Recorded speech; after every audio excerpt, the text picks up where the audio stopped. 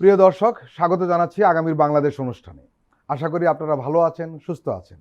আজকে আমাদের সঙ্গে আলোচনায় অংশ নিচ্ছেন বাংলাদেশের আহ্বায়ক আলী আহসান জুনায়েদ, রয়েছেন বাংলাদেশ সাংবাদিক কল্যাণ ট্রাস্টের ব্যবস্থাপনা পরিচালক আব্দুল্লাহ। আপনাদের দুজনকেই স্বাগত জানাচ্ছি। আলী আহসান জুনায়েদ, তারেক রহমান দেশে ফেরা বিএনপি নেতাকর্মীরা উজ্জীবিত, এটা স্বাভাবিক। কেন্দ্র থেকে তৃণমূলের কর্মী সমর্থকদের মধ্যে উদ্দীপনাও তৈরি হয়েছে, আমরা দেখছি। কি বলবেন? তারেক রহমান দীর্ঘদিন পরে দেশে এসেছেন, দলের প্রধান, এবং একই সাথে মানুষের এক্সপেকটেশনটাও কিন্তু দেখতে হবে। আমি মনে করি তারেক রহমান আসার মধ্য দিয়ে আসছে। এখন আগামী যে নির্বাচন পর্যন্ত যে সময়টা আছে, এই সময়ের মধ্যে বিএনপি নেতাকর্মীরা যদি তারেক রহমানের প্রতি যে প্রত্যাশাটা তৈরি হয়েছে, সেই প্রত্যাশার চাপটা যদি পূরণ করতে পারেন তাদের আচরণের মধ্য দিয়ে, এবং রাজনৈতিক মাঠে সংস্কৃতির যে পরিবর্তন মানুষ চায়, এখন কিন্তু মানুষজন ওই আমি খুব তরুণদের সাথে কানেক্ট করতেও এই জন্য আমরা বুঝতে পারি যে মানুষজন ওই প্রটোকল ধাক্কাধাক্কির রাজনীতি আর পছন্দ করছে না। দেশের জন্যই জরুরি তারেক রহমানের এই দলের উপর নিয়ন্ত্রণ, এবং তার হলো শক্ত লিডারশিপটা আমাদের দেশের জন্যই জরুরি, স্টেবিলিটির জন্যই জরুরি। সুতরাং সেই জায়গা থেকে আমি মনে করি যে তারেক রহমানের আশা এবং শহীদ ওসমান হাদি ভাইয়ের কবর জিয়ারত করা, একই সাথে সামনের দিনগুলোতে উনি কিভাবে চালাবেন, এই প্রত্যেকটা বিষয় নির্বাচনে প্রতিক্রিয়া তৈরি করবে। আব্দুল্লাহ, সশরীরে আবার বাংলাদেশের রাজনীতিতে মাঠে এখন তারেক রহমান।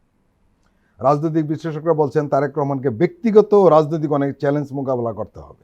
বিষয়টাকে আপনি কিভাবে দেখছেন? সবচেয়ে বড় যে প্রশ্নগুলো সামনে আসবে তারেক রহমানের সামনে, সেটা হলো তিনি যে ফেরার পরে তিনি যে বক্তব্য দিয়েছেন, সেখানে যে আকাশ ছোঁয়া একটা আশাবাদের জায়গা তৈরি করেছেন, প্রত্যাশার জায়গা তৈরি করেছেন। বাংলাদেশের মতো তৃতীয় বিশ্বের দেশে, যেখানে সমস্যা সংকুল একটি দেশ, যেখানে আপনার যে কেউ চাইলেই সকল সমস্যার সমাধান বোঝবাজের মতো করে সমাধান করে ফেলতে পারেন না, এরকম একটা দেশে তিনি যে প্রত্যাশার জায়গা তৈরি করেছেন, এই প্রত্যাশা তিনি কতটুকু পূরণ করবেন। বিশেষ করে আপনি সামনের যে নির্বাচন আছে, এই নির্বাচনে যে দলের প্রার্থীদের এবং কর্মীদের নির্বাচনী প্রচারণার ক্ষেত্রে ভোটের দিন যে তাদেরকে সংযত রাখা, তাদেরকে মানুষের প্রতি অতীতের যে কালচার আছে, নির্বাচনী কালচার আছে, সেই কালচার থেকে বের করে আনা, এটা আমি মনে করি তার কাছে সবচেয়ে বড় চ্যালেঞ্জ। যদি কোনো প্রার্থী মনে করে যে বিজয় ছাড়া কোনো বিকল্প তিনি মানবেন না, তাহলে সেই পরিস্থিতি কীরকম হবে, এইটাই আমাদের কাছে একটা শঙ্কার জায়গা। যে গণতান্ত্রিক ব্যবস্থায় সেখানে জয় এবং পরাজয় দুটোর জন্যই মানসিকভাবে প্রস্তুত থাকতে হবে। এখন যদি জয়ের কোনো বিকল্পই মানবেন না, তাহলে তো আর নির্বাচনের দরকার নেই। তো এই জাতীয় মানসিকতার যেমন যে দলের মধ্যেই থাকুক না কেন, সেই দলকে নিয়ন্ত্রণ করার ক্ষেত্রে, নির্বাচনী পরিবেশ রক্ষার ক্ষেত্রে একটা বড় চ্যালেঞ্জ হবে। আর বিএনপি তো সম্পূর্ণ অন্য ধরনের একটি রাজনৈতিক দল, সেটা ক্ষমতা কেন্দ্রিক সাধারণ রাজনৈতিক দল। তো তাদের মধ্যে যদি সেই নির্বাচন কেন্দ্রিক আচার আচরণগুলো যদি এবারে অন্যান্য নির্বাচনের, অতীতের নির্বাচনের মতো হয়, তাহলে জনগণের কাছ থেকে কিন্তু সেটার ব্যালটে বা অন্যভাবে সেটার জবাব আসবে। সেই দিকে তারেক রহমানকে সবচেয়ে বেশি নজর দিতে হবে। সেখানে যেখানে 5-7 হাজার, প্রায় 7 হাজার কর্মীকে বহিষ্কার করা হয়েছে, তাদেরকে আবার পরবর্তীতে ফিরিয়েও নেওয়া হয়েছে। তো তাদের যে রাতারাতি তাদের চরিত্র বদলে গেছে, হয়তো সাময়িকভাবে তারা কিছুটা স্থিমিত হয়েছে বা এসব থেকে কিছুটা বিরত হয়েছে। আগামী দিনগুলোতে যদি সেটা আবার ফিরে আসে সে ধরনের পরিবেশ, তাহলেও কিন্তু জনগণ যেহেতু এখন মুহূর্তের মধ্যে মানুষের হাতে মোবাইলে পুরো চিত্রটা, পুরো চেহারাটা দলের এগুলো চলে আসে। তো এইটা একটা বড় ধরনের চ্যালেঞ্জ। আরেকটি চ্যালেঞ্জের কথা আমি এর আগেও বলেছি যে তারেক রহমানের কাছে আরেকটি বড় চ্যালেঞ্জ হলো অতীতের যে কোনো নির্বাচনে শুধু আওয়ামী লীগের বিরুদ্ধে দাঁড়ালেই আওয়ামী লীগ বিরোধী সব ভোট পেয়ে যেত, কিন্তু এবারে আওয়ামী লীগ বিরোধী স্টেকই কিন্তু সবাই কিন্তু আওয়ামী লীগ বিরোধী ভোটার এবং রাজনৈতিক স্টেক হোল্ডার। তো সুতরাং এবারের হিসাব নিকাশ, এবারের ইকুয়েশন কিন্তু সম্পূর্ণ ভিন্ন। আরেকটা বিষয় এসছে যে তারেক রহমানের সামনে বড় একটা চ্যালেঞ্জ হলো যে বিদ্রোহী প্রার্থী, তার দলের অনেক বিদ্রোহী প্রার্থী দাঁড়িয়ে গেছেন। এই বিদ্রোহী প্রার্থীর ক্ষেত্রে যেটা অত্যন্ত দুঃখজনক, আমি বলবো যে বিদ্রোহী প্রার্থীর ক্ষেত্রে কি হয়, বিদ্রোহ করলে তাকে বহিষ্কার করে দেয়। তো বহিষ্কার করে দিলে এটা থেকে একটা বার্তা পাওয়ার কথা সে, এবং নেতাকর্মীরা, সাধারণ নেতাকর্মীরাও তার পিছন থেকে সরে যাওয়ার কথা। কিন্তু এখন সেটা সরবে না কি জন্য? কারণ তাদের সামনে উদাহরণ আছে যে একবার বহিষ্কার করার পরও অল্প দিনের মধ্যে আবার তাকে ফিরিয়ে নেওয়ার অসংখ্য নজির দেখতে পাচ্ছে।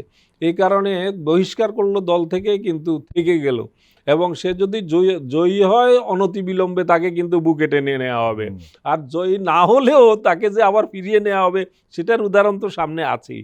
যে কারণে এই বিদ্রোহী প্রার্থীদের কারণে যে অনেক জায়গায় সমস্যা হবে সেটা তো শঙ্কা রয়েছেই, এটা সব নির্বাচনেই থাকে। কিন্তু এবারে বিষয়টা প্রেক্ষাপটটা সম্পূর্ণ ভিন্ন ভিন্ন এ কারণে প্রায় সমমনা অন্য প্রার্থী যেহেতু আছে, এবারে বিদ্রোহী প্রার্থী ক্ষেত্রে বিষয়টা সম্পূর্ণ ভিন্ন হবে। এই চাপটা সামলানো বেশ কঠিনই হবে আমি মনে হয়। আলী আহসান জুনায়েদ, এবার মার্কা একটা ব্যাপার দাঁড়িয়েছে, নিজের দলের মার্কা নির্বাচন করতে হবে, এটা ছোট ছোট দলগুলোকে একটা বড় ধরনের সংকটে ফেলে দিয়েছে। এবং আপনি নিশ্চয়ই লক্ষ্য করেছেন ইতিমধ্যে শুধু একটি আসনের জন্য বা নিজে পাশ করার জন্য ছোট ছোট দলের অনেক নেতা নিজের দলকে নিবন্ধিত দলকে বিলুপ্ত ঘোষণা করে বিএনপিতে যোগদান করেছে। আবার কেউ কেউ দল ছেড়ে দিয়ে বিএনপিতে যোগদান করেছে। আমরা দেখলাম এলডিপির একটা ঘটনা ঘটেছে, গণ অধিকার পরিষদের সাধারণ সম্পাদকের ব্যাপারে ঘটেছে। এই যে রাজনীতিক এই ধরনের, এটা কি বার্তা দেয়? একটা বার্তা হতে পারে যাদের কোনো নৈতিকতা নেই, আরেকটা বার্তা হতে পারে বড় দলের জন্য যে নীতি নৈতিকহীন একটা ব্যক্তিকে তারা গ্রহণ করছে। কি বলবেন? মার্কার হাইপ হলো দুইটা মার্কা, জি, ধানের শীষ আর দাঁড়িপাল্লা। তো স্বাভাবিকভাবে অন্য দলগুলো যেহেতু নিজের মার্কায় করতে হবে এবং এইবার যেহেতু হাড্ডাহাড্ডি লড়াই হওয়ার সম্ভাবনা আছে, সেই জায়গা থেকে সবাই আশঙ্কায় পড়ে গেছে এবং দলগুলো বিলুপ্ত করে দিয়ে চলে যাচ্ছে। ইতিমধ্যে দুইটা দল বিলুপ্ত হয়ে গেছে এবং দলের মহাসচিব, সাধারণ সম্পাদক, এই পর্যায়ের লোকেরা জি, দলে যোগ দিচ্ছেন। আমার কাছে মনে হয় যে এইটা বার্তা দেয় যে রাজনৈতিক দলগুলো যারা করেছেন, এই যে নির্বাচনের রাজনীতিতে যে একটা আমি এটা এভাবেই বলতে হয় যে নির্বাচনী ব্যবসা যে ছিল এই ব্যবসাটা বন্ধ হচ্ছে আর কি, ক্ষতিগ্রস্ত হয়েছে, বন্ধ হয় নাই, ক্ষতিগ্রস্ত হচ্ছে যে এই নির্বাচনী রাজনীতির যে একটা সিট নিয়ে একটা ব্যবসা ছিল, এই ব্যবসাটা আসলে ক্ষতিগ্রস্তই হয়েছে এবং আলটিমেটলি বড় রাজনৈতিক দলগুলো এটার সুবিধাও নিচ্ছে, অর্থাৎ ছোট রাজনৈতিক দলগুলো ভেঙে তাদের দলে যুক্ত হচ্ছে। এবং বেশিরভাগ রাজনৈতিক দলগুলোরই তো ওই রকম কোনো আদর্শিক ভিত্তি নাই এবং তার যে মানে যে মানুষের কাছে তার কনসেপ্টটা ক্লিয়ার না। তো এই সকল জায়গাগুলো তো আছে। তো স্বাভাবিকভাবে এই রাজনৈতিক দলটা ওনারা যে চালাচ্ছেন, ওই চালানোর পেছনে যে ভিশন, মোটিভেশন এটা থাকা দরকার, ওইটাও তো থাকতেছে না। তো এখন যেহেতু আর ওই অপশনও নাই যে জোটের সময় স্বাভাবিকভাবে আগে যখন দেখা যেত যে জোট হইলে জোটের সবচেয়ে যে বেস্ট মার্কা, ওই মার্কা ইলেকশন করতেন। তো এখন যেহেতু ওই অপশনটাও নাই, তখন সবাই স্বাভাবিকভাবে বেছে নিচ্ছে যে তাহলে তো আর এই দল কন্টিনিউ করার আর মোটিভেশন পাচ্ছেন না। তো স্বাভাবিকভাবে এটা বোঝা যায় যে ব্যক্তির যে রাজনৈতিক ভিশন বা ফিলসফি, এই জায়গায় শূন্যতা আছে এই ব্যক্তিদেরকে যারা যারা এটা করতে, অথবা পাওয়ারের জায়গাতে তো পৌঁছায়া যে কাজ করতে হবে, এই যে টেন্ডেন্সি, অর্থাৎ এই লড়াই সংগ্রাম টানার আর ধৈর্যটা নাই আর কি। তো স্বাভাবিকভাবে ওইখানে যত দ্রুত যাওয়া যায় এই চিন্তাটা করতে হচ্ছে আর কি। এম আব্দুল্লাহ, আপনি অনেকদিন ধরে গণমাধ্যমে রয়েছেন, আপনি নিশ্চয়ই অনেকগুলো নির্বাচন দেখেছেন, না শুধু কভারও করেছেন। আমরা দেখেছি যে নির্বাচন যদি সুষ্ঠু হয়ে থাকে, বিশেষ করে আমরা তিনটা নির্বাচনের কথা উল্লেখ করতে চাই, একটি হলো 91, 96 এবং 2001। আপনি নিশ্চয়ই লক্ষ্য করেছেন নির্বাচন যখন ঠিকঠাক মতো হতে থাকে তখন ছোট দলগুলো নিষ্ক্রিয় হয়ে যায়, বিলুপ্ত হয়ে যায়, তাদের আর সেই আগের মতো দাপটটা থাকে না। যখন একটা অগণতান্ত্রিক পরিবেশ থাকে দেশের মধ্যে, তখন এই ছোট দলগুলো মাথাচাড়া দিয়ে ওঠে। আমরা দেখছি যে সুষ্ঠু একটা নির্বাচন হওয়ার পরে ওই দলগুলো নিষ্ক্রিয় হয়ে যায়, কিন্তু আমরা ইদানিং লক্ষ্য করছি যে নির্বাচনের আগেই নিষ্ক্রিয় হয়ে যাচ্ছে। এখন প্রশ্ন যেটা হলো সেটি হলো যে সেই আবার দ্বিদলের মধ্যে একটা দাঁড়িয়ে যাচ্ছে আগের মতো। আগে ছিল আওয়ামী লীগ বিএনপি, এখন বিএনপি এবং জামাত। এবং এখানে জোটে কে কি লাভ লোকসান করলো, কার দলে কত লোক থাকলো, এই হিসাব নিকাশটাও এখন শুরু হয়েছে। আপনার কি মনে হয় এই যে জোট বা জোটবদ্ধ হওয়া না হওয়া, ছোট দলগুলো নিষ্ক্রিয় হয়ে যাওয়া, কিভাবে দেখছেন টোটাল বিষয়টাকে? 91 সালের নির্বাচনে কতগুলো দল প্রতিদ্বন্দ্বিতা করেছে? প্রায় 150, 2-3টি কম। তো এই 150 দল নির্বাচন করার পরে দেখা গেছে প্রতিদ্বন্দ্বী দলের সংখ্যা 5টির মধ্যে, মানে সংসদে প্রতিনিধি ছিল 5-6টি দলের মধ্যে সীমাবদ্ধ। তাহলে বাকিরা কেন নির্বাচন করলো? বাকিরা নির্বাচন করলো এই কারণে যে এই রাজনীতির নামে এক ধরনের নির্বাচন কেন্দ্রিক চাঁদাবাজির একটা জায়গা থাকে, যে এই আমি নির্বাচন করছি, আমাকে সহযোগিতা করতে হবে, এই ধরনের কিছু। আবার এই নমিনেশন দেওয়ার নামে কিছু বাণিজ্য, এই জায়গাগুলো ছিল। 96 সালেও সংখ্যা কমে এসছে, প্রায় 80 বা 78টার মতো দল 96 সালের নির্বাচনে সম্ভবত প্রতিদ্বন্দ্বিতা করেছে, এবং সেখানেও আমরা অর্ধেকে কমে গেলেও কিন্তু সেই ধরনের প্রবণতা ছিল, কিন্তু প্রতিনিধিত্ব কিন্তু সেই একই সংখ্যা। একেবারে অনধিক 10-এর মধ্যে বা 5-6-এর মধ্যে। আর 2001 সালের অবস্থা তো আমরা জানি, সেখানে যেহেতু বিএনপি জামাত সহ একটা জোট হয়ে গিয়েছিল, 20 দলীয় জোট, তো চার দলীয় জোট, তো 4 দলীয় জোটটি সম্প্রসারিত হয়ে পরে 20 দলীয় জোট হয়েছে। তো এই 4 দলের মধ্যে, এই জোটের মধ্যেও আবার জোট আছে, কিন্তু ইসলামী ঐক্য জোট, এটাও কিন্তু একটা জোট। সেটা ধরতে গেলে দলের সংখ্যা কিন্তু আবার অনেক, সংখ্যাটা 4 দল হইলেও সেখানে সংখ্যাটা অনেক ছিল। তো এই সব কিছু মিলিয়ে এই নির্বাচন কেন্দ্রিক বাংলাদেশে একটা কিছু মানুষের বাতি কি আছে, নির্বাচন আসলে দাঁড়াতে হবে। আমরা সেই সাইফুরের কথা স্মরণ আছে, নির্বাচন আসলেই প্রেসিডেন্ট পদে দাঁড়িয়ে যেত। হ্যাঁ, সিলেটের যে সাইফুরের কথা, সাইফুর রহমান না, অন্য এক সাইফুর। তো এই জাতীয় প্র্যাকটিস তো বাংলাদেশে আছে, কিন্তু এবারের বাস্তবতা তো সম্পূর্ণ ভিন্ন। এবারের বাস্তবতা হচ্ছে যে এখানে আওয়ামী লীগবিহীন দেশে এখন আমরা দেখতে পাচ্ছি যে আপনি যেমনটি বললেন দ্বিদলের বাইরে আরেকটা পোলারাইজেশনের চেষ্টা নীরবে চলছে, এটা কিন্তু আলোচনার বাইরে থাকছে। সেটা হলো যে জাতীয় পার্টি, যেটা সরকারের সেই ফ্যাসিস্ট সরকারের সেবাদাস ছিল, তাদেরকে তিনটি নির্বাচনে তাদেরকে সহযোগিতা করেছে, তাদেরকে টিকিয়ে রাখার ক্ষেত্রে মুখ্য ভূমিকা পালন করেছে। গৃহপালিত বিরোধী দল না, তারা নির্বাচনের পরে বলেছে আমরা কোন দিকে থাকবো এটা নিয়ে জানাবো, আমরা সরকারে থাকবো না, বিরোধী দলে থাকবো, সেটা আমরা জানাবো। এটাও বাংলাদেশের ইতিহাসে একটা রেকর্ড যে অফিসিয়ালি সাংবাদিকদেরকে বলেছে আমরা সরকারে থাকবো না, বিরোধী দলে থাকবো, সেটা আমরা জানাবো।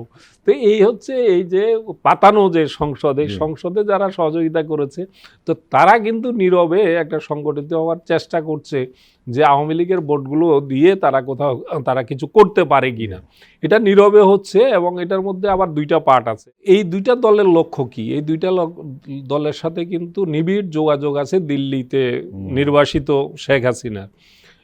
বিশেষ করে জিএম কাদেরের কথা তো জানেনি, তারা একবারে দিল্লির দাস হিসেবে নিজেকে প্রতিষ্ঠিত করেছেন। দিল্লি থেকে মিটিং করে এসে এখানে বলছেন যে আমি কিছু বলতে হলে দিল্লির অনুমতি লাগবে। এরা আবার বাংলাদেশের রাজনীতিতে মাঠে দাঁড়াতে পারে, জনগণের সামনে তারা মুখ দেখাতে পারে, এটাই তো একটা বিস্ময়ের জায়গা, তাই না? যেই নেতা, যে রাজনৈতিক নেতা দাবি করে বলে যে আমার কথা বলতে হলে আমার আরেক দেশের অনুমতি লাগবে, তো তারাও বাংলাদেশে সংসদে বিরোধী দলীয় নেতার ভূমিকা পালন করেছে পাতানো সংসদে, এবং সমস্ত সুযোগ সুবিধা লুটপাট। আমি তো এর আগেও বলেছি যে এদের কাছ থেকে যা এই সুযোগ সুবিধা গত 15 বছরে নিয়েছে, সেগুলো ক্ষতিপূরণ সহ আদায় করা উচিত। আহমদুল্লাহ, কোনো রাজনৈতিক দল তো তাদেরকে বিরোধী দল বানানোর চেষ্টা করেছিল, যদিও বাস্তব পরিস্থিতির সেটার গুঞ্জন ছিল, সেখান থেকেই কিন্তু বাংলাদেশের রাজনীতিতে ডাইমেনশনটা অন্যদিকে চলে গেছে। সেই গুঞ্জন থেকেই কিন্তু বাংলাদেশের যেভাবে রাজনীতিটা, জুলাই উত্তর রাজনীতিটা যেভাবে আগানোর কথা ছিল, সেটা না গিয়ে অন্য দিকে টার্ন নিয়েছে কিন্তু সেই গুঞ্জন থেকে, এটা নিশ্চয়ই আপনিও জানেন।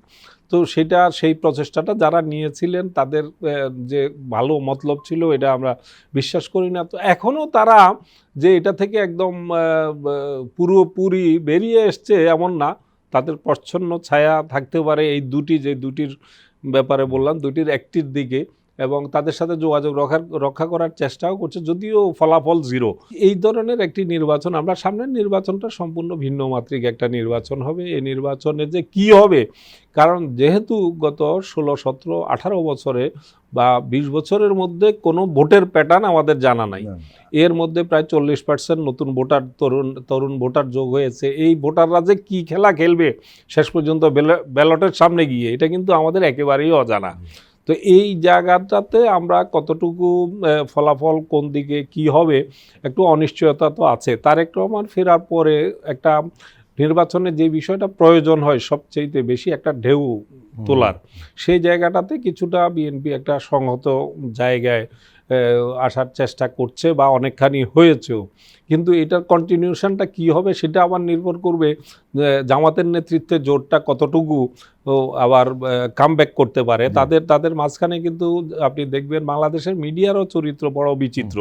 আমরা দেখেছি জুলাই উত্তর বাংলাদেশে মিডিয়াগুলো এক পর্যায়ে একবারে মনে হয় যেন জামাতের দিকে ঝুঁকিয়ে পড়েছিল। জামাতের আমিরের ছবি প্রথম পৃষ্ঠায় 3-4 কলামে ছেপে তারপরে বিভিন্নভাবে টেলিভিশনগুলোতে এটা করেছে। এখন আবার অদ্ভুতভাবে অল্প দিনের ব্যবধানে সেই মোহভঙ্গ হয়নি, আমার মনে হয় অন্য কোনো বিষয় এখানে থাকতে পারে। তারা এখন আবার একবারে মানে এমন জায়গায় নিয়ে গেছে মনে হয় যেন এই দলের সেই পুরনো জায়গায় ফিরে নিতে চাচ্ছে। বাস্তবতা কিন্তু দুটো বাস্তবতাই সঠিক নয়। আগে যেটা করেছিল সেটাও যে সঠিক অবস্থান ছিল তা না, আর এখন যেটা করতে চাচ্ছে সেটাও কিন্তু আমি মনে করি না একজন গণমাধ্যম কর্মী হিসেবে সঠিক। যার যে অবস্থান, যার যতটুকু শক্তিমত্তা এবং সাংবাদিকতার যে এথিক্স অনুযায়ী যে যতটুকু প্রাপ্য তাকে তখন ততটুকুই দেওয়া উচিত।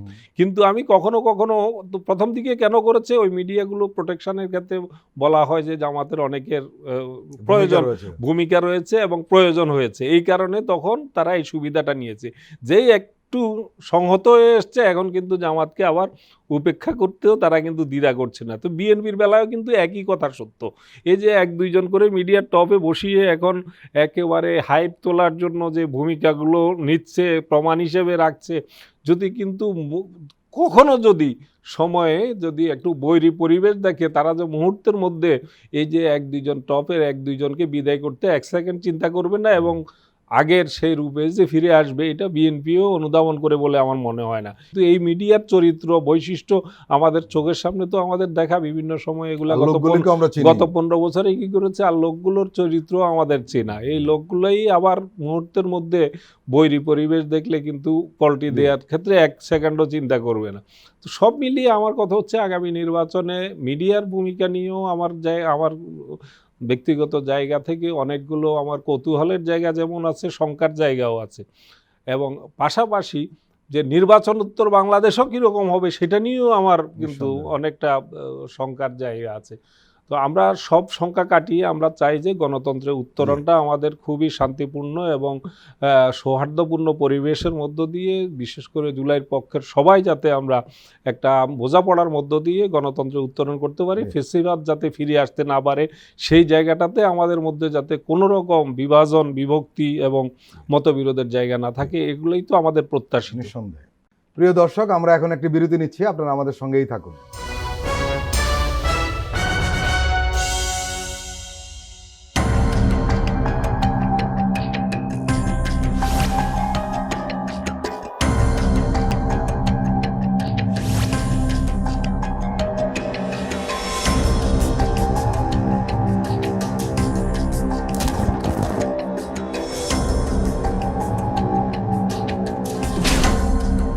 ফ্যাসিবাদের দিনলিপি, গবেষণা ও উপস্থাপনা সাইদ খান, প্রযোজনা আফরোজা সুলতানা ও মামুন মাহমুদ। দেখবেন প্রতি রবি থেকে বৃহস্পতিবার সন্ধ্যা 7টায়।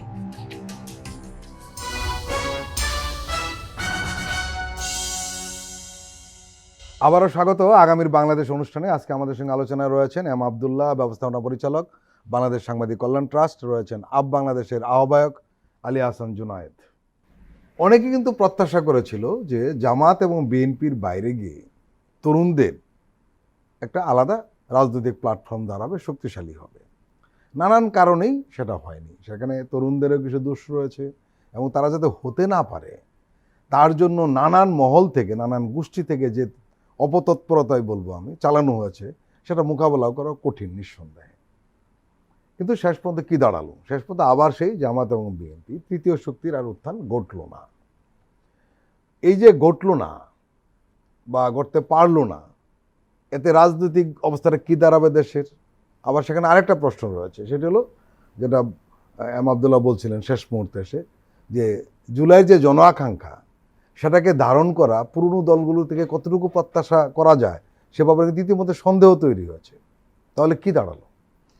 জি, প্রথমত আমি মনে করি যে তরুণদের জন্য একেবারে শর্ট টাইম হয়ে গেছে। কারণ 2024-এর জুলাইয়ে আমরা যে গণ আন্দোলনটা করেছি সেটা তো আসলে স্পেসিফিক কোনো দল ছিল না, তো পুরো দলটাই হয়েছে পরে। এবং এই রাজনৈতিক যে জার্নি, রাজনৈতিক দল করা এবং এই দেশের জন্য কাজ করা, দেশের মানুষের কাছে পৌঁছানো, এই সময়টা খুবই শর্ট টাইম হয়েছে।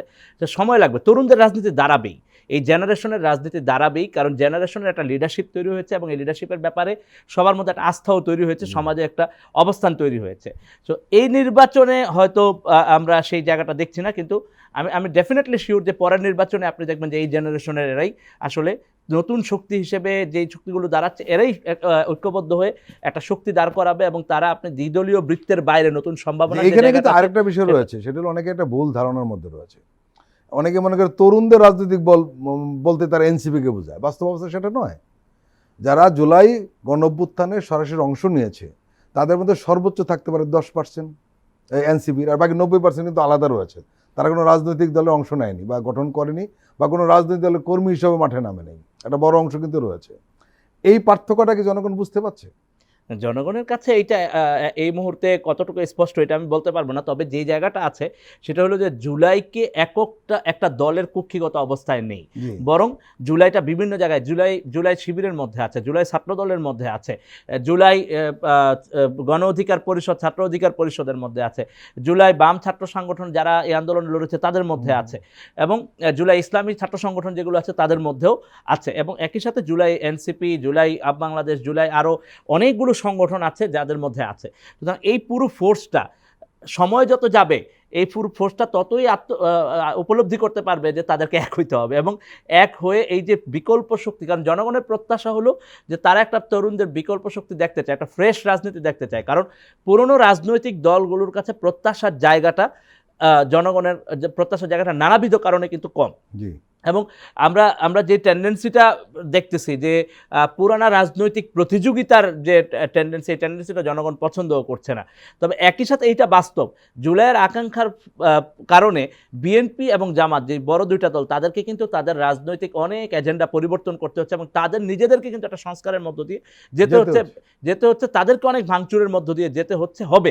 কারণ হলো ওইটার মধ্য দিয়ে যদি তারা যেতে না পারেন, সংস্কার এবং রাষ্ট্রের যে রাজনীতির যে পরিবর্তন, এই পরিবর্তনের আকাঙ্ক্ষাকে যদি ওনারা বুঝতে না পারেন, তাহলে আমি মনে করি এই বড় দলগুলো জনগণের কাছে তাদের রাজনীতি হারিয়ে ফেলবে এবং তাদের প্রতি আর সেই আকর্ষণ, জৌলুসটা কিন্তু আর থাকবে না। সুতরাং একটা সম্ভাবনা স্পষ্টতই আছে, এবং তরুণদের যে রাজনৈতিক ফিগারগুলো, আইকনগুলো, সেটা কিন্তু অলরেডি দাঁড়ায় আছে। শুধু এক জায়গায় হতে পারছে না, রাজনৈতিকভাবে এক জায়গায় হতে পারছে না, এটা একটা বড় প্রশ্ন। রাজনৈতিকভাবে এক হতে পারছে না।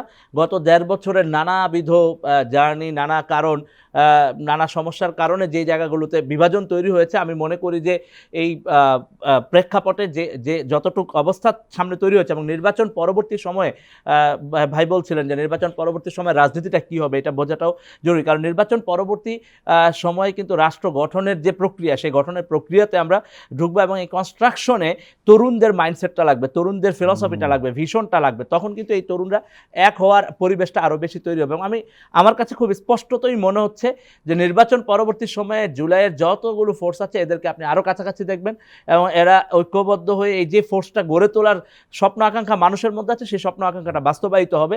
এবং একই সাথে তরুণদের ভিশনটাই রাজনৈতিক দলগুলোকে কিন্তু ধারণ করতে হবে, এবং অলরেডি রাজনৈতিক দলগুলোর মধ্যে একটা প্রতিযোগিতা তৈরি হয়েছে বিএনপি এবং জামাতের মধ্যেও। তারা বলতে চাচ্ছে তারুণ্যের আইকন, তারুণ্যের এই তারুণ্যকে প্রাধান্য দেওয়া হচ্ছে, জুলাইয়ের এই বিষয়গুলো, তার মানে রাজনৈতিক বয়ানের মধ্যে কিন্তু এই বিষয়টা ঢুকে গেছে। এখন সেই স্পিরিটটা কতটুকু ধারণ করে, সেই প্রশ্নটা এখনো জনমনে আছে, এবং এই স্পিরিটটা ধারণ করে কিনা সেই সন্দেহটা জনগণের মধ্যে আছে। সেই সন্দেহটা দূরীভূত করার জন্যই তরুণদেরকে লাগবে, যারা এই জুলাই গণঅভ্যুত্থানের সামনে থেকে নেতৃত্ব দিয়েছে, এবং আপনি যাদের কথা বলছেন সেই জনগণ যারা কোনো দলের মধ্যে নাই কিন্তু এই গণ আন্দোলনে জীবন দেওয়ার জন্য রাজপথে নেমে এসেছে, তারা কিন্তু এই ডিসাইডিং ফ্যাক্টরটা হবে। কারণ আমরা এখনো জানি না যে এই ইলেকশনে, আপনি দেখবেন যে ইলেকশনে আসলে আমরা ইলেকটোরাল ভোটিংয়ের প্যাটার্নই এখন জানি না যে আসলে কি হবে। আমি ডেফিনেটলি শিওর যারা সংস্কার, যারা গণভোটের প্রশ্নে সুস্পষ্ট ভূমিকা রাখতে পারবেন, এবং যাদের রাজনীতিটা খুব স্পষ্টভাবে বললে হাদি ভাইয়ের যে মডেল, শরীফ ওসমান হাদি ভাই যে সততার মডেল স্থাপন করেছেন, দেখেন মানে উনি একেবারে completely different crowd funding model করেছেন, এবং 12 তারিখ গুলিবিদ্ধ হওয়ার আগে 11 তারিখ উনি পুরো হিসাব নিকাশ দিয়ে গেছেন। নির্বাচনী ব্যয়টা যেন যা বলা হয়েছে তার মধ্যেই থাকে, এইটা নিয়েও একটা চ্যালেঞ্জ তৈরি হচ্ছে। সুতরাং পুরনো রাজনৈতিক দলগুলো কিন্তু এই চ্যালেঞ্জের মধ্যে পড়বে। তরুণদের জন্য কিন্তু এটা চ্যালেঞ্জ না, তরুণরা এই জিনিসগুলোকে ডিল করতে জানে। সুতরাং সামনের রাজনীতিটাও আমি মনে করি যে ইলেকশন ভোটিং প্যাটার্নেও রাজনৈতিক দলগুলোকে এইসব বিষয়ে নজর দিতে হবে। অনেক বেশি খরচ করলেই, অনেক বেশি জাঁকজমকপূর্ণ প্রোগ্রাম করলেই, অনেক বেশি প্রোটোকল নিয়ে কোনো এলাকায় ঢুকলেই তিনি যে ভোট পাবেন এটা কিন্তু শিওর না। সুতরাং সেই জায়গাটা থেকে খুব স্পষ্টতই মানুষের মানসিক পরিবর্তন বোঝা যাচ্ছে। রাজনৈতিক দলগুলো না বুঝতে পারলে তাদেরকে সাফার করতে হবে এই জায়গায়। এম আব্দুল্লাহ, সামনে নির্বাচন, সেই নির্বাচনে শহীদ শরীফ ওসমান হাদির ঘটনাটি কি প্রভাব ফেলবে না? শরীফ ওসমান হাদি বাংলাদেশের কণ্ঠ হয়ে উঠেছিলেন। মূলত আধিপত্যবাদ বিরোধী, যেমনটি বলছিলেন যে আধিপত্যবাদ বিরোধী তার যে কণ্ঠটা, বলিষ্ঠ কণ্ঠটা, এটা কিন্তু বাংলাদেশের মানুষের কণ্ঠ, গণমানুষের কণ্ঠ, বাংলাদেশের দেশপ্রেমিক মানুষের কণ্ঠ। যেই দেশপ্রেমে বলিয়ান হয়ে বাংলাদেশের মানুষ মুক্তিযুদ্ধে লড়াই করেছে, যে দেশপ্রেমে বলিয়ান হয়ে স্বৈরাচারের বিরুদ্ধে, আধিপত্যবাদের বিরুদ্ধে পরবর্তীতে বাংলাদেশের রাজনীতির বাঁকে বাঁকে জীবন বাজি রেখে মানুষ লড়াই করেছে, এবং সর্বশেষ যেটা 2024 সালের যে জুলাই আন্দোলন। তো সেই জায়গাটাতে জুলাই যাওয়ার পরেই অল্প দিনের মধ্যেই আমরা অনেকেই লক্ষ্য করেছি যে জুলাইয়ের যে চেতনা, জুলাইয়ের যে চাওয়া, জুলাইয়ের যে আকাঙ্ক্ষা, সেইটা অনেকের কাছে এটা উপেক্ষিত হতে চলেছিল। সেই সময়টাতেও শরীফ ওসমান হাদি নেতৃত্বে কিন্তু এই জুলাইকে ধারণ করার, তিনি কিন্তু বলেছেন জান দেব, জীবন দেব, কিন্তু জুলাই দেব না। এটা কিন্তু বাংলাদেশের ইতিহাসের জন্য একটা অমীয় বাক্য হয়ে কিন্তু আছে। এই জায়গাটা এরকম একটি বলিষ্ঠ উচ্চারণ, তিনি কিন্তু চাইলেই তিনি এই সময়টার মধ্যে গত 18 মাসে অনেক সুযোগ সুবিধা তিনি নিতে পারতেন। রাষ্ট্রের অনেকের কাছে তার যে কণ্ঠ, তার যে প্রভাব হয়ে উঠেছিল, চাইলে শত কোটি টাকা কামানোর পিছনে দৌড়াতে পারতেন, নিদেন পক্ষে 5-10 কোটি টাকা তো কামাতেই পারতেন বিভিন্ন ধরনের তদবির করে বা কোনো না কোনোভাবে। কিন্তু সেদিকে মনোযোগ না দিয়ে তিনি কিন্তু, আপনি তার যে পারিবারিক অবস্থা আপনি শুনেছেন, তিনি যে ঘুমাতেন সেখানে পর্যাপ্ত বালিশ না থাকার কাহিনীও আমরা এখন শুনতে পাচ্ছি, যে তিনি আরেকজনের মাথায়, নিজের মাথার নিচের বালিশটা অন্যের মানে ঘুমানোর পর তার মাথার নিচে দিয়ে দিতেন। এই ধরনের স্মৃতিচারণ তার সতীর্থরা এখন কিন্তু করছেন। তো সুতরাং কত সিম্পল জীবনযাপন করে একটা মানুষ বাংলাদেশের মানুষের হৃদয়ে স্থান করে নিতে পারে, এটা কিন্তু আমাদের সামনে উদাহরণ। এত অল্প বয়সে, 32 বছর বয়স, এই বয়সে একটা মানুষ বাঁচলে কত বছর বাঁচে? 60-70 বছর গড় আয়ু, 70-72 বছর। 72 বছর বেঁচেও তো আমাদের কজন নেতা, কয়জন রাজনীতিক আমাদের এ ধরনের ভালোবাসা পেয়েছেন, যেরকম জানাজা পেয়েছেন, যেভাবে মানুষ সেভাবে কোনো রকম আয়োজন ছাড়া নিজের উদ্যোগে স্বতঃস্ফূর্তভাবে তার জানাজায় শরিক হয়েছেন। তো এই বিষয়গুলো কিন্তু বাংলাদেশের রাজনীতির জন্য একটা সূচক। বাংলাদেশের রাজনীতিবিদরা যদি এখান থেকে কোনো লেসন না নেন, যে কিভাবে একজন শরীফ ওসমান এইভাবে মানুষের অন্তরে এভাবে স্থায়ী স্থান করে নিতে পারে, এইটা থেকে অনুধাবন যদি না করতে পারে, তাহলে তাদের রাজনীতি বৃথা আমি মনে করি। এটা প্রত্যেকটি রাজনৈতিক দলের জন্যই একটি বার্তা। আমরা যত বড় হই না কেন, যত বড় রাজনীতি, যত বড় দলের বাগাড়ম্বর করি না কেন, কিন্তু এই ছোট্ট ছোট্ট ঘটনাগুলোর মধ্যে কিন্তু রাজনীতির জন্য অনেকগুলো লেসন আছে। এই লেসনগুলো আমরা নেই না, এটাই হলো আমাদের রাজনীতির সবচেয়ে দুর্ভাগ্যের, ট্র্যাজেডির জায়গা। আপনি যেমনটি বলছিলেন যে আগামী নির্বাচনে কেমন প্রভাব ফেলবে, আসলে নির্বাচনে তো আমাদের মূল জায়গাটা হচ্ছে যে শরীফ ওসমান হাদির যে চাওয়া পাওয়ার জায়গাটি ছিল, যে আকাঙ্ক্ষার জায়গাটি ছিল, এটা যদি ধারণ করতে ব্যর্থ হয় যেসব রাজনৈতিক দল, স্বাভাবিকভাবে এটার নেতিবাচক প্রভাব তাদেরকে মেনে নিতে হবে, তাদেরকে বরণ করতে হবে। এটা খুবই স্বাভাবিক, কারণ এবারের নির্বাচনটি শুধু গতানুগতিক কোনো নির্বাচন না। অতীতে বাংলাদেশে যে কয়টি নির্বাচন হয়েছে, এবারে 13th জাতীয় সংসদ নির্বাচন হচ্ছে, এর আগে 12টি নির্বাচন হচ্ছে, এর মধ্যে 12টির মধ্যে প্রায় 5টি নির্বাচনই অনেকটা ভুয়া নির্বাচন বলা যায়, যেটা চরমভাবে বিতর্কিত এবং সেভাবে জনগণের অংশগ্রহণ ছিল না। ভোটারবিহীন নির্বাচন, রাতের নির্বাচন, ডামি নির্বাচন, এর আগেও আমাদের কয়েকটি নির্বাচন, এরশাদের সময়ের নির্বাচন আমরা দেখেছি। 73 নির্বাচন, শুরুর নির্বাচনটাও আমাদের জন্য খুবই একটা ভয়াবহ একটা উদাহরণ রেখে গেছে। তো এই যে ভুয়া নির্বাচনের মধ্যে যে কটি গ্রহণযোগ্য নির্বাচন হয়েছে, যে কটির মডেল আমাদের সামনে আছে, এই নির্বাচনগুলোকে মানদণ্ড হিসেবে নিয়েই কিন্তু এবারের নির্বাচনটা হবে। এটা যেমন ঠিক, একই সঙ্গে এবারের নির্বাচনটা বাংলাদেশের ইতিহাসে প্রথমবারের মতো সবচেয়ে দুর্দণ্ড প্রতাপশালী একটি প্রাচীন রাজনৈতিক দল আওয়ামী লীগ এই নির্বাচনে অংশগ্রহণই করতে পারছে না।